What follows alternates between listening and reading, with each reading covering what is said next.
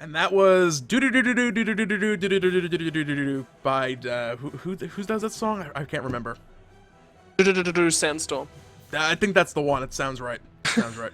I don't know enough about it. I've never heard it before. It's like this new song or something. I don't even know. Losing Road. Six Sigma facing off in the semifinals. We're fighting Losing Road again because this is once again a kind of make or die game. If they don't make this one through, if they get to the semifinals, or if they win this semifinal match, I should say, and make it to the finals, they will clinch themselves a top 8 finish. Six Sigma again locked in. Bottom bracket, it's all down to seeding points. So this is the one. This is the elimination match still sitting on the bracket. Yeah, so obviously, that's why we're here. But now what are we doing with it? What are we doing? Six Sigma versus Losing Road.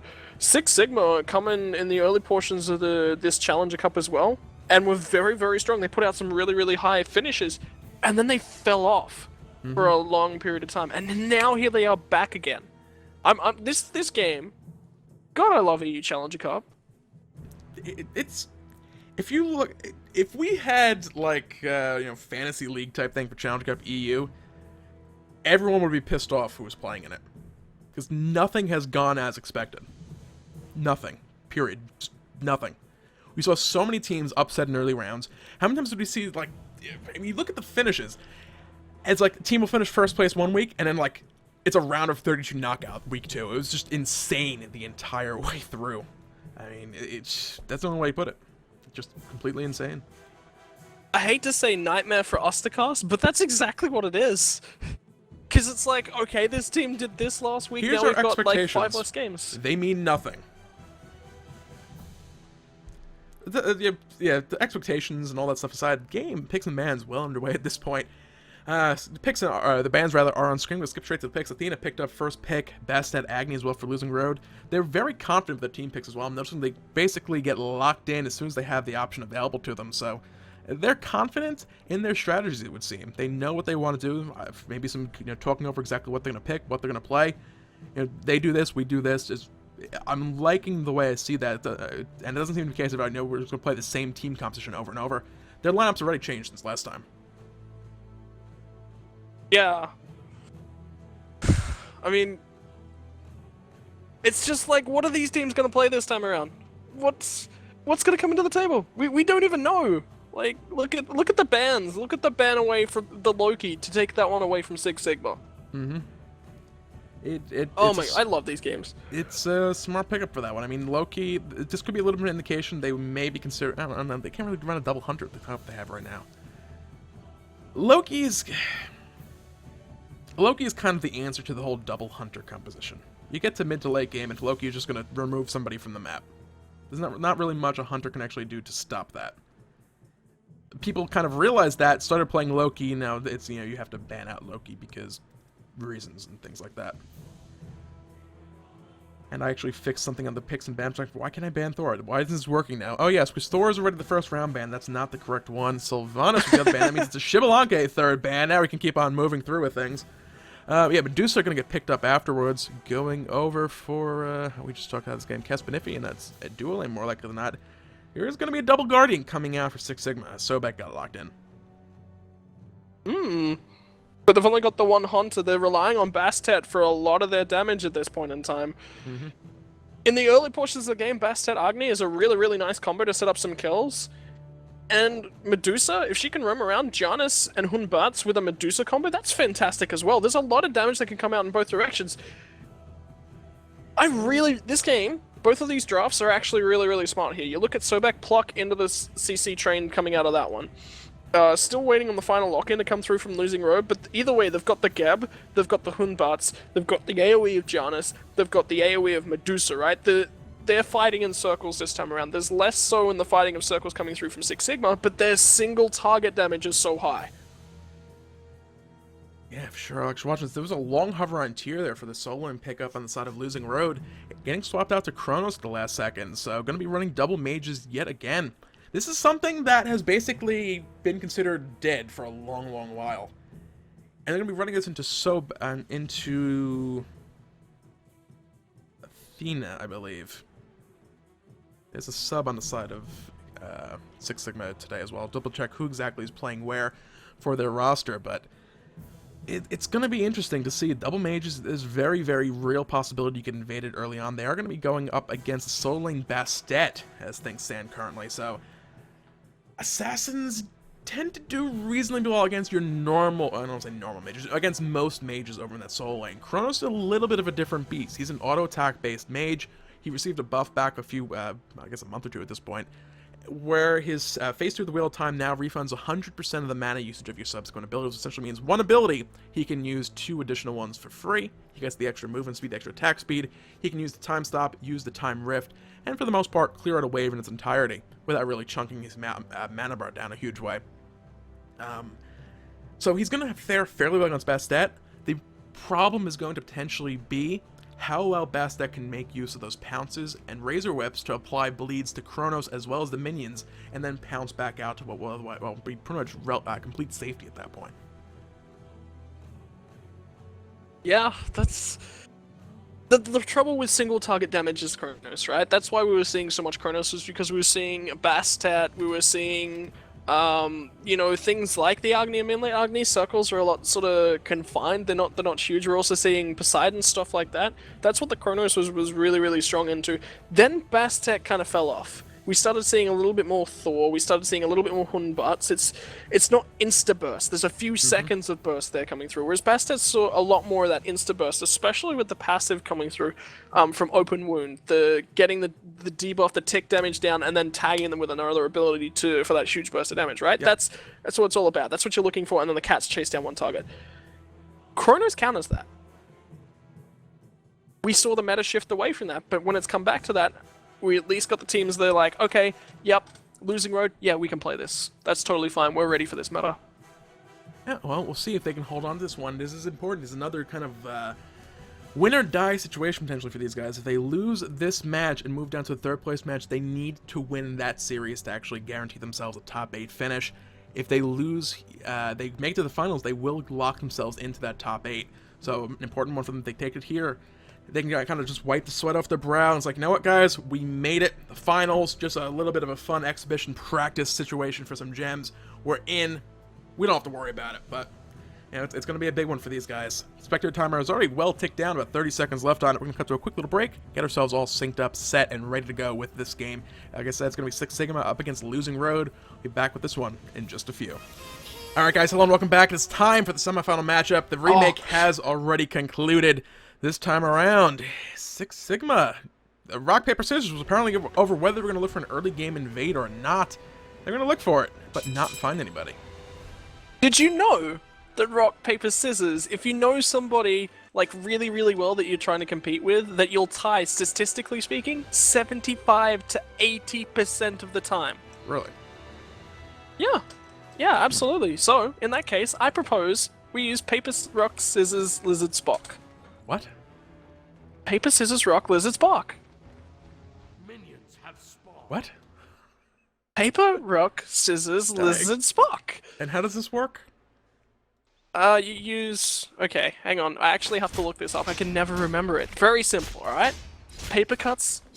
scissors cuts paper, paper covers rock. Rock crushes lizard, lizard poisons Spock. Spock smashes scissors, scissors decapitates lizard. Lizard eats paper, paper disproves Spock, Spock vaporizes rock. And as it always has, rock crushes scissors. It's even more fun if you watch me do the whole hand gestures to everything. Alright then. That's a little bit of a tangent here. We're very good at those. Well, so we have a cat. How does that work into the thing? We have many cats as well once Bastet hits level 5. We have, I guess the bayonet can be... That's, I mean, no, that doesn't really work as a laser. What's the laser? Was there a laser? The Spock has the laser with the vaporizer. Spock has the laser. Who's Spock? Yeah. Farrakrick on the Janus. I like that. Yeah, it's lasery, sciencey, the portals and stuff. And we just need to figure out Rock. We have a Geb. It's not Rock Geb, but again, that kind of works. Paper. Where's Habois when you need him? Oh, I know, right? Nobody playing him. Nobody and no Jean Quay either. He was pulled out back in the spring split for the Challenge Cup. Lasses pulled him out a couple times and just like wrecked face with it. And then they're like, week 1, yes. Week 2, yes. And then that was it. No more Jean Quay. I'm done. Never again. That phase is over. We're done for now. Skaska gonna eat a charge prey over in the left lane, get thrown back. Good stone show himself. Will absorb the majority of that damage. He'll be able to stroll his way back on out safely. So yeah, we have a game. All other not Smite games aside on this one. We're lacking Hobwa, so our whole rock, paper, scissors, lizard, Spock theory kind of fell apart there in the end. Everyone else was pretty much covered. That was a Big Bang Theory throw out to the chat if you didn't realize. Yeah. We apologize to you if you didn't understand what we were on about. We're like, what the hell are they on about? What? Lizards? Sobek's a lizard, sort of, vaguely. We had that covered. Gab can crush him. Taunt coming in. They look with a very aggressive play coming up with 6 of them. They do not want Losing Road to kind of get themselves going in any way, shape, or form in this matchup. That is for sure. Also, a bit of a different approach in the jungle. Last time we saw LeverQQ playing that Cirquette, Cirquette. Very, very big early game aggression. Something's going to be Batz. Still a very aggressive play potential, but it's not going to be the case if she comes into a fight from half across the map. Through space and time, heading left-hand side though. Deku Scrub's going to get rotated on. He's surely going to be the focus here. No level 5 available on Skaska just yet, but they get the lockdown. In comes the Defender of Olympus. They haven't killed him yet. They will secure that for the first blood, however, Losing Row with a big rotation coming out, making use of that early game, or the first initial level 5 pickup. Thex is still mid lane, looking for that level 5. He will hit it at the 3-minute mark as Harpy spawns, so Losing Road immediately, now a little bit, first blood not before the 3-minute mark, but level 5 on the Janus, through space and time, left side, we're getting first blood for ourselves. Man, level 5 in that mid lane. The rotations that come out is just like, yeah, we're mid. We cleared that mid wave, we're not on the map. Yeah, we're left lane. Yeah. A laser wins, boys. Laser always wins. To be fair, Six Sigma does have a faster rotation with the Athena Defender of Olympus. She can get anywhere on the map to the other point of the map after a short channel instantly. Yeah, but how long's the channel time? Can you walk through all those portals in the duration of the channel time? Tier 3 boots, I think you can. I think it's about the same. What walls you actually are going to be passing through. Yeah, depending on where it is, like if you go through from the middle of the mid lane to left lane, like through the Gold Fury Pit, there's a pretty large space you have to cross. Some other angles, it's like portal, like there's no actual walking between them, so you can get some points to some points quite a bit quicker. Nevertheless, they're making use of it already, using that rotation pressure out of Janus. I love seeing that every time we have Janus played. So many times you see teams pick it up, it's like, well, it's a second beads / spirit gun where I can use for damage occasionally. A lot of it's teams, rare ulti. With portals. Yeah, a lot of teams neglect the rotation potential, and it seems at least Farrakrick more than happy to make use of it with this team. Ooh, Farrakrick's gonna get stunned up and taunted up as well here. He's got the through space in time. He used the Rare ultimate with portals, but vote MBK on the left-hand side. Spinify not really enjoying that one too much. Yeah, Skaska had to go back to base for that one. Picked up some boots, picked up the Hand of the Gods, as well as some wards for the map going forward. You don't want to let these guys find the opportunity to sneak in a gold for you. You need wards. We talked about it a little bit going back a game or two, where initially you don't necessarily need wards at level 1 as you leave base as the game starts. You can get away with it. At this point in the game, though, Gold Fury is a real possibility to be rushed down. You need to have vision and keep tabs on where people are, because there's so much farming going on. There's a lot more focus on rotating around to different lanes that it's not just a case of, oh, jungler left solo and was going mid. Because if jungler is in the left side jungle and may have gone back to base, maybe going right, maybe going left, may still be sitting behind a wall in mid lane looking for the opportunity to come back in for a gang. So you need wards to have a vision on, wherever you possibly can, just keep tabs on exactly where people are now. I'm still reminiscing about rock, the paper scissors rock lizard Spock. I'm sorry, I just can't stop thinking about it. I hope that becomes a thing for us, man. Every time we cast, it needs to be mentioned from now on, especially at LANs.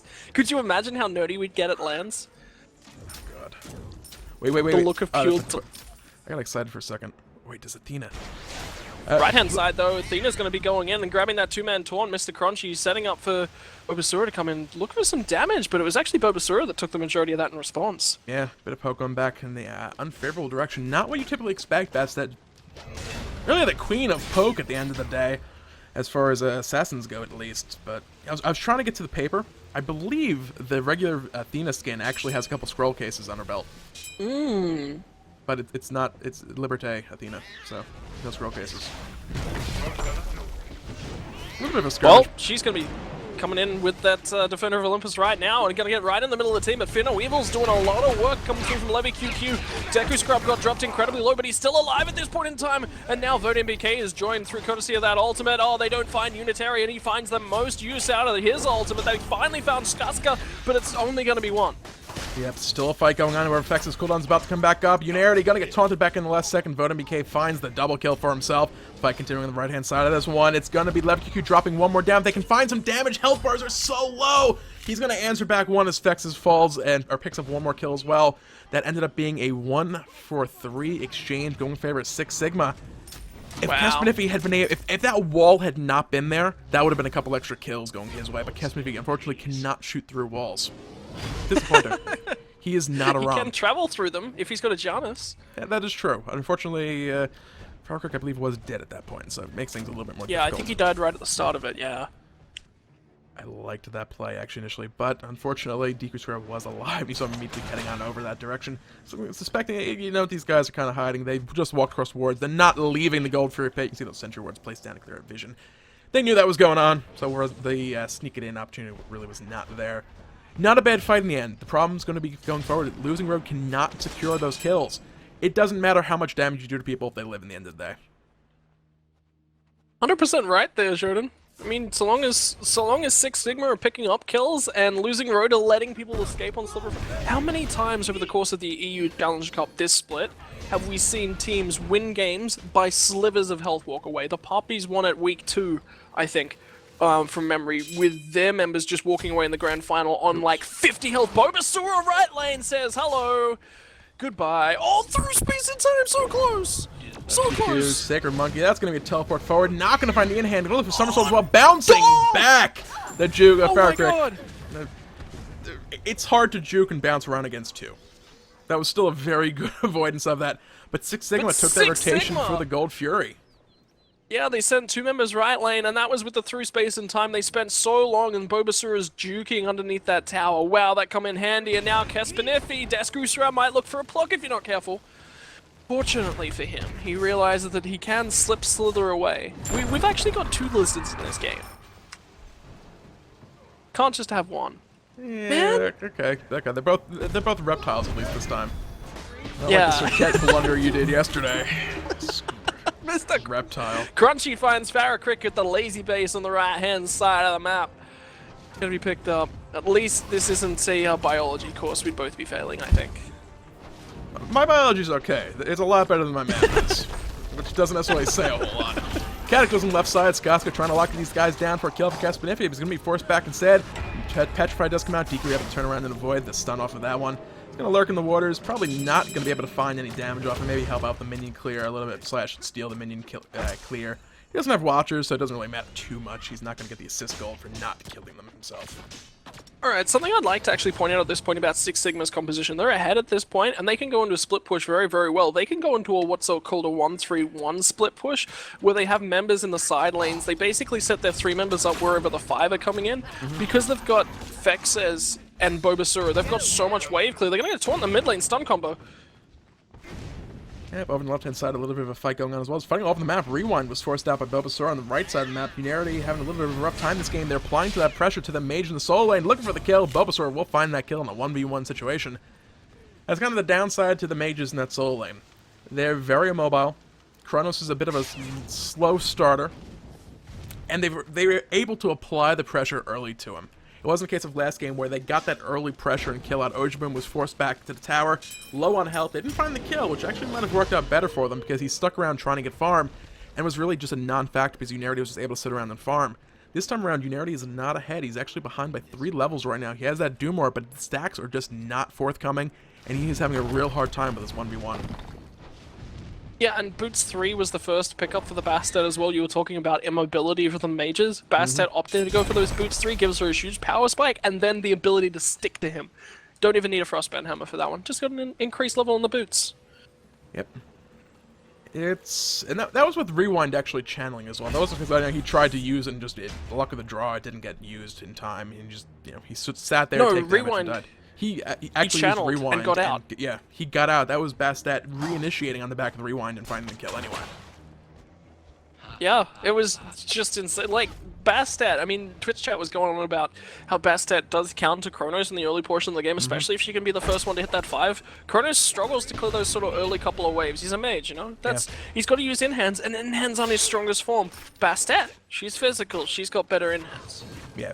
The buff that Chronos received, it made his wave clear better, and that it didn't cost like half his bar worth of mana to clear the wave out. It did not make the quick clear actually any faster than it did previously.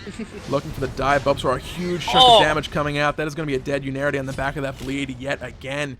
This is a really bad situation. Unarity definitely needs a hand from the jungler, but his hands are busy across the map, letting you fight mid lane, dropping down the Free No Evil. Going to be a double kill coming out for Fexes over there. Yeah, they're going to pick up Skaska, and they're also going to pick up Levy QQ, so nothing really working for them across the map at this point. 6 Sigma, they're up 10-3, and let's go back to this split push. They've got Athena, they've got Apollo, they've got so much ability for this, and lurking in the waters has been popped. Yeah, that's going to be a kill for Mr. Crunchy on the left lane. This could be a couple towers. We have some damage across the map right now. Minion waves not in position anywhere but the mid lane, so Fexus can probably take this one down before anyone can respond to it. Right side, Farrakhan having a bit of better luck against Bulbasaur, but in the end, losing the trade out. Janus is all about letting that portal, which can sometimes is not the easiest thing to do. Cooldown, not yet online either, so excuse me, it is actually online. Looking at the wrong person. Chronos Pendant, Shoes of Focus, that's a full 40%.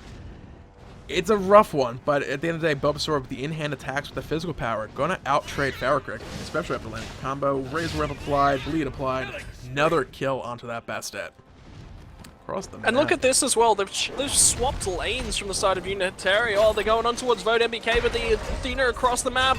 Incoming, Levy QQ, one in-hand away from dying. The moves almost put him in range as well. He's got the ultimate at least to get up into the air, so that'll dodge out the Fear No Evil, so he'll use that one to run away because of all the dot damage he took from that one. Yep, so he will get out alive. Right side tower may fall to minions. The enemy minion wave will arrive just in time to draw that aggro and save the tower's life. But tier 2 left, and the tier 1, and the tier 1 mid falling as well. It's a huge chunk of gold. Gold Fury now underway as well. It's going to be just shy of a 10,000 gold lead, the 14-minute mark for 6 Sigma here in just a few seconds. Oh man, this is trouble, and look at that. Gold Fury spawns, they're there, they're taking it. What's next on our list of things? Alright, right-hand side mid-camps respawn, we got the left-hand side one, can we go over and snag that? They probably would have expected Losing Road to grab this, actually. So the fact that it's still standing is a huge advantage in their portion. Look at the golden XP, 12.5k on the XP column. That's brutal alone, but then 8.5 gold as well. Skyrock have to use the through space and time through the wall to avoid the cat call. He will survive the engagement and be able to go back to base here, but the fight is still continuing right side. 2v3 Unarity and Skaska's health not looking too good. Deeker will pick up that kill, plucking Skaska's back towards this fight. They're trying to lock this one down. Stone Shield will fall as Deeker's going to look for the Lurk in the Waters kill. Crunchy's nearby just to help out if needed. There's Grant the Strike, Taunt about to connect. That is going to be a dead Skaska's as well on that one. So right now, a bit of a flip-flop from what we saw last game. Losing Road, getting shut down in the right lane. The aggression coming across the map. They're not able to get a foothold in this one. Yeah, and a lot of their foothold in the last game came actually from their mobility across the map, but look at the team they're into. Counter mobility across the map. They've got the Janus online, but oh my god. Espenefi's so lucky. Yeah, I'm going to eat one Agni bomb on that one, but otherwise be alright for now. Mid lane Vote MBK is looking for this tier 2 tower. It's on the 1500 gold when he brings it down. Large minion wave pushing down the left-hand side for Losing Road, though. Someone's going to have to head over that side of the map sooner rather than later to deal with that, unless they lose a lot more farm off that. But right now, they're not too concerned. Lane coming in from Skaska, looking for the Shockwave Cataclysm. Kespefi will fall very quickly, however. They weren't able to follow up that initiation. Yeah, and check this out as well. Crunchy's just ulted back in. He's ready to fight.